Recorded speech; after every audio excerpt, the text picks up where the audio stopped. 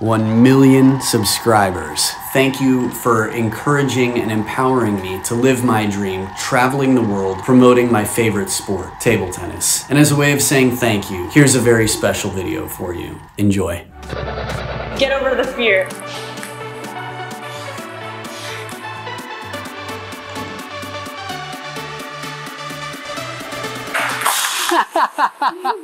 Good to have you here. We got a very special episode today with Ariel Shing.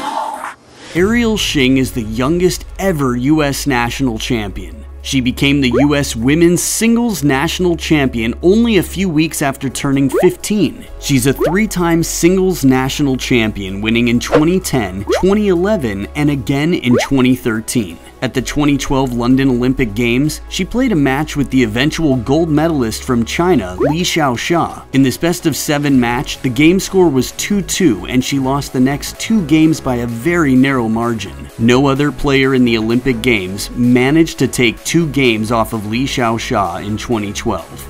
Fun fact, both Warren Buffett and Bill Gates have supported Ariel over the years. In 2013, Ariel became the North American champion. Ariel's only 26 years old right now, and it's been more than 8 years since she's retired from the sport professionally. I always felt that Ariel was the spark that the US needed to grow table tennis. And now, the US has world-level table tennis players. Today, Ariel's gonna teach us how she became so successful in table tennis and what she did to become an Olympian.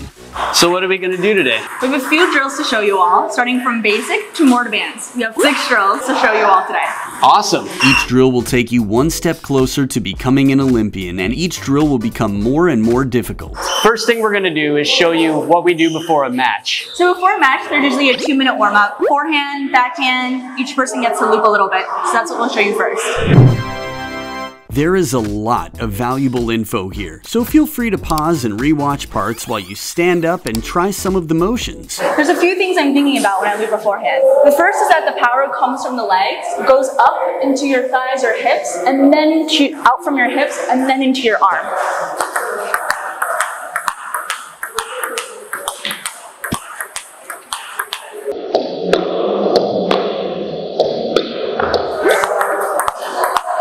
Now that we've taken our time warming up and we're nice and toasty, let's get to the first drill.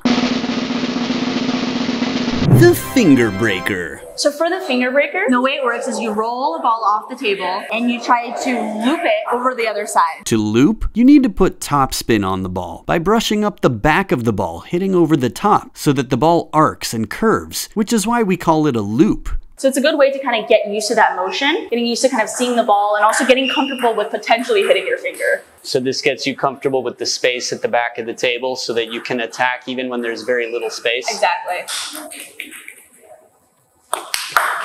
Afraid of breaking my finger. Yeah, that's the point. Have you ever had an injury doing this? I've definitely hit my hand doing this, but nothing too bad. No stitches, nothing like that. Get over the fear. Okay. Oh, please. You can start first by rolling it a little faster. The slower you roll, the harder it is. Oh, cool. In that case. Maybe a little slower. You want to hit it right when it's like here. Okay. Yo, I made it. Nice. Thank you. What do you call this grip? Shake hand.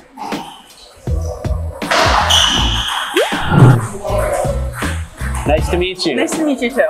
What do you call this grip? Pen holder. Oh.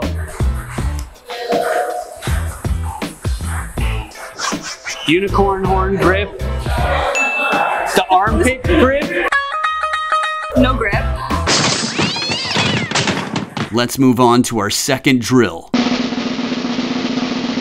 Drop shots. So for the drop shots, it's all in the wrist and the fingers.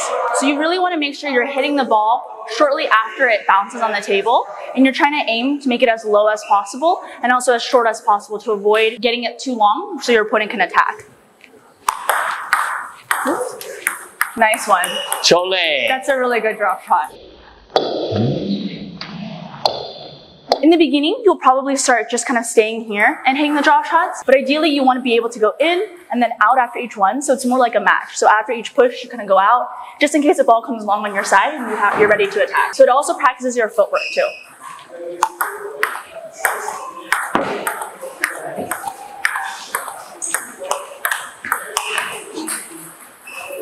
Good. Your next drill is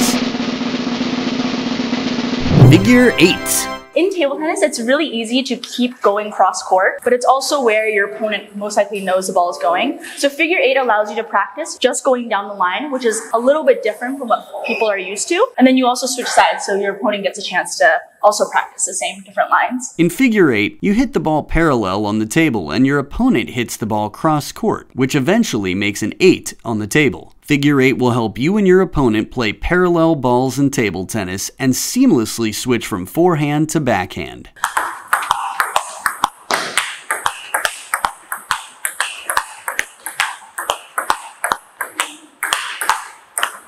Oh, yours is great.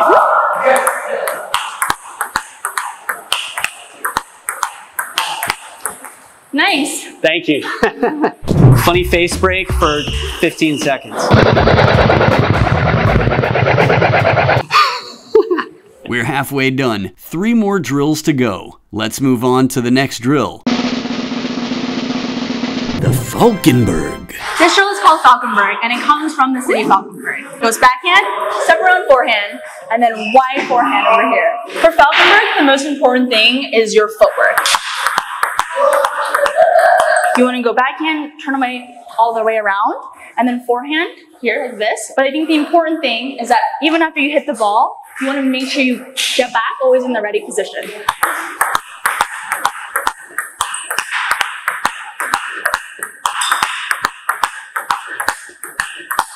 Oh, yours is great. I can try now. Here goes nothing.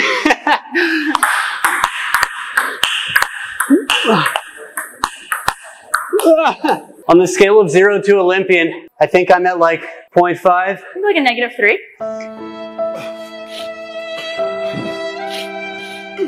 There are also some drills that you can practice even if you don't have a table tennis table.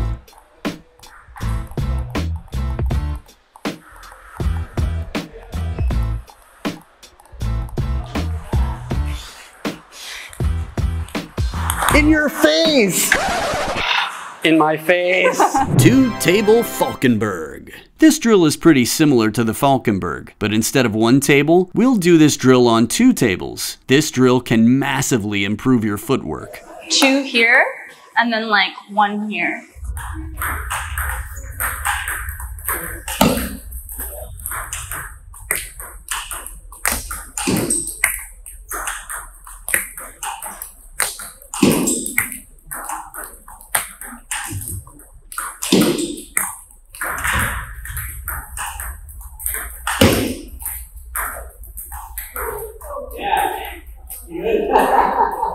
Also important is to watch the ball to figure out when's the exact right timing to hit it. So usually go bounce, and you'll try to hit it at the highest point. If you're a little closer to the table, maybe a little even before the highest point. If you're farther away from the table, maybe a little bit lower. And then also placement. Where do you actually want to hit the ball to?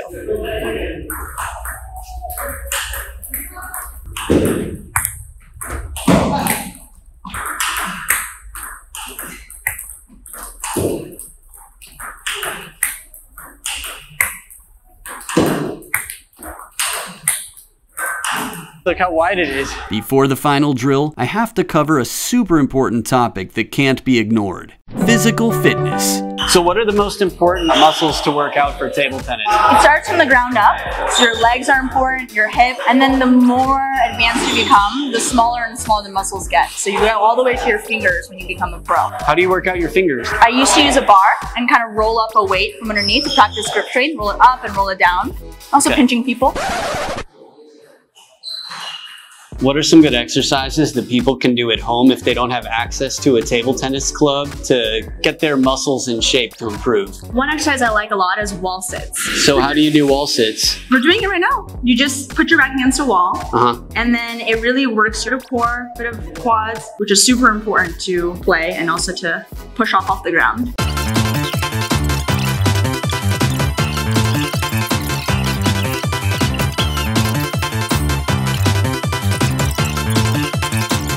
Okay. Okay. Ready? Yeah. Set. Go. One easy way to get your wall sits in is while you're brushing your teeth, and you can't be doing much else productive with your hands. As you've seen in the 5th drill, table tennis at a high level is quite difficult and requires lots of physical strength and stamina, so make sure to do your exercises. Let's move on to our final drill.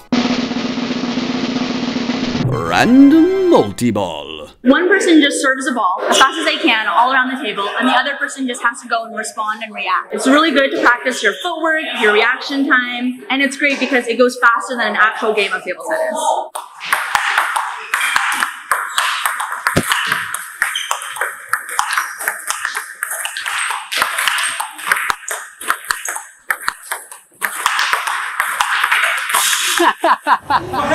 This is what multi-ball, I wanted to show the multi-ball. I think you did a great demonstration.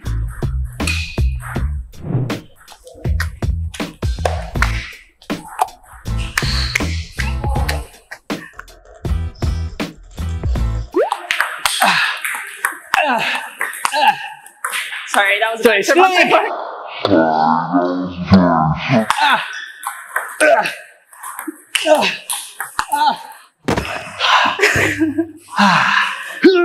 Core strength! And lastly, don't forget to stretch. Stretching will reduce your risk of injury in table tennis. Also remember, so when you're in a match, release all your burdens and just focus on playing. So you're kind of your best self in that moment. And also to have fun too. Yeah. It is a fun game at the end of the day. Yeah. Hey guys, thanks for watching. I hope you had fun. I know I did. Me too. Please remember to practice your drills, like, subscribe, and also turn on that notification bell.